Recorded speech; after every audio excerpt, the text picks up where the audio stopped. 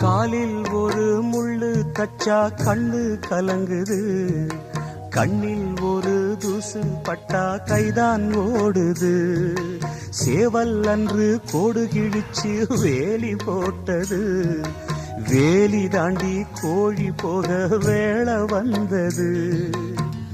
அக்கம் பக்கம் யாரும் இல்ல, ஆபத்துக்கு பாவம் இல்ல, பாசத்துக்கு சட்டம் இல்ல, மீறுவது குத்தம் இல்ல, பாசத்துக்கு ரெக்க முளைச்சு பறந்து போகுது தன்னால.